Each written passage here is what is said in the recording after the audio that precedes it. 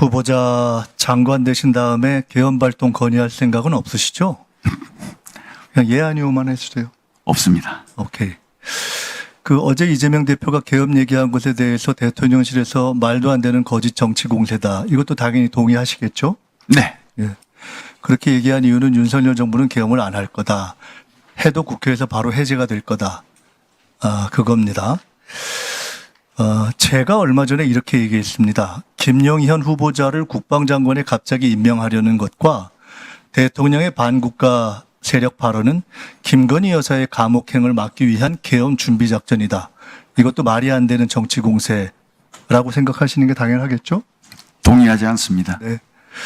오늘 그 얘기를 좀 해보겠습니다. 대통령께서 후보자한테 장관으로 가서 계엄 준비해라 이렇게 말씀하신 적도 당연히 없으시죠? 네. 네. 설령 계엄을 해야 할 상황이 온다고 해도 국회가 과반수 의결로 요구하면 바로 해제될 것이기 때문에 후보자도 사실상 계엄은 현재 불가능하다. 그것이 대통령실과 정부 여당 관계자들의 주장이기 때문에 이렇게 보셔서 그렇게 말씀하시겠죠? 네, 생각해 본 적 없습니다. 네. 아니, 생각해 보신 적이 없는 것이 아니라 계엄이 불가능하다라고 주장을 네. 하고 있지 않습니까? 헌법 제77조에 보면은 국회가 제적의원 과반수 찬성으로 계엄 해제를 요구하면 대통령을 이를 해제해야 된다. 대통령실이 이 조항을 정확하게 한 겁니다. 맞죠? 네. 국회의원에게는 불체포 특권이 있기 때문에 계엄이 발동돼도 국회의원들이 국회에 모여서 해제를 요구하면은 계엄은 해제됩니다. 이것이 100% 진실이면은 대통령실 얘기가 맞고요. 이재명 대표 얘기는 거짓 정치 공세고 괴담이 됩니다. 근데 계엄법 제13조에 보면 여기 PPT를 중간중간에 제가 이건 띄우라고 안 했군요. 계엄법 13조의 국회의원 불체포 특권을 보면은 계엄 시행 중 국회의원은 현행범인 경우를 제외하고는 체포 또는 구금되지 아니한다 이렇게 돼 있습니다. 그 얘기는 뭐냐면 국회의원들이 계엄법상 현행범입니다. 또는 구금돼서 계엄 해제 의결을 과반수로 만들 만큼 참여하지 못한다면 지금까지의 이야기는 다 바뀌게 되는 것입니다. 이런 상황이 실제로 생긴다면 거꾸로 이재명 대표의 이야기는 진실이 되고 대통령실의 이야기는 거짓이 될 수도 있겠죠. 자, 현행범의 정의는 뭘까요? 한번 저기 떠 있지 않나요? 네. 형사소송법상의 현행범 정의가 있습니다. 범죄를 실행하고 있거나 실행하고 난 직후의 사람을 현행범이라고 합니다. 그중에 1. 범인으로 불리며 추적되고 있을 때 4. 누구냐고 묻자 도망하려고 할 때. 형사소송법상 현행범의 정의입니다. 후보자께서 혹시 이거 말고 대한민국에서 현행범의 다른 정의를 알고 계신 거 없죠? 네, 처음 봤습니다. 네. 현행범은 범죄의 내용이 규정이 안 돼서 대단히 폭넓게 적용 가능한 개념입니다. 가령 누가 김건희 여사가 감옥에 안 가려고 계엄을 하자 그랬다더라. 이렇게 하면은 유언비어를 유포한 현행범이 되는 겁니다. 그 다음 PPT 한번 볼까요? 지금 저기 있는 대비계획이라는 것은 지금 소위 얘기하는 박근혜 정부의 계엄 문건이 대비계획 세부 자료입니다. 이 중에 13 자료가 떠 있을 겁니다.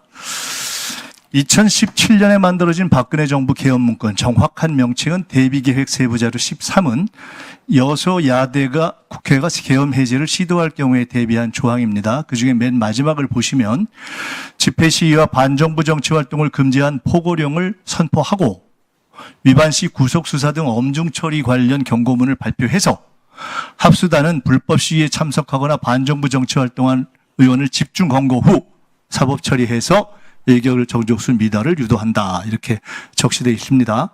후보자께서는 2017년에 이 계엄 문건 작성에 관여하신 적이 당연히 없겠죠? 네, 그렇습니다. 이 문건 작성 사실은 2017년에 아셨습니까?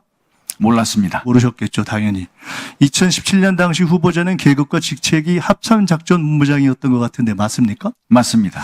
2017년에 이 문건이 작성된 건 팩트인데 합참작전본부장이면 꽤 고위직인 후보자도 몰랐다는 겁니다. 즉, 이 정도의 문건 작성은 극소수 외에는 군 고위 장성들조차도 몰랐던 게 당연하겠죠. 만약 후보자가 이 시점에 이걸 아셨다면 되게 황당하다고 하고 반대 이상하게 생각하셨겠죠? 네, 그렇습니다. 그렇겠죠. 만일 지금 이 시점에서 권력 어디선가 계엄 논의가 있어도 정부 여당과 군 관계자 대부분이 모르는 것이 2017년 후보자의 경우를 비추어 봐도 당연히 정상이겠죠? 그렇겠죠. 자, 이 개헌 문건에 대해서 정부 여당 관계자들은 문재인 정부에서 요란하게 조사했지만 무죄가 났다 이렇게 이야기합니다. 자, 실제 내용을 보겠습니다. PPT 한번 띄워주세요. 추미애 전 대표가 민주당에서 개헌 문건을 제기했을 때 정부 여당이 지금처럼 아주 똑같이 펄쩍 뛰면서 부인했습니다. 결국 2017년 개헌 문건 작성은 사실이었습니다. 제가 당시 추미애 대표에게 제보했던 사람 중 하나입니다. 정부 여당이나 관계자들의 주장처럼 조현천 당시 기무사령관의 내란 예비 음모 혐의는 검찰에서 무혐의가 되었습니다. 왜?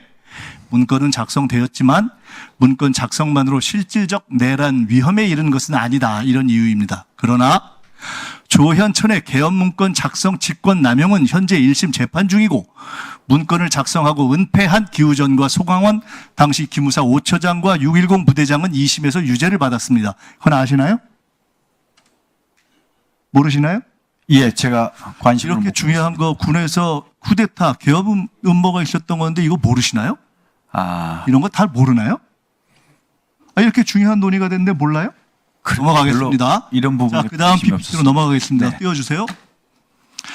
국가 비상사태가 발생하면 국방부는 계엄 선포 요건을 검토해서 대통령에게 건의하고 국가안보회의와 국무회의 심의를 거쳐 선포합니다. 즉 계엄 선포 검토도 건의도 국방부 장관이 하게 되어 있죠. 이건 아시죠?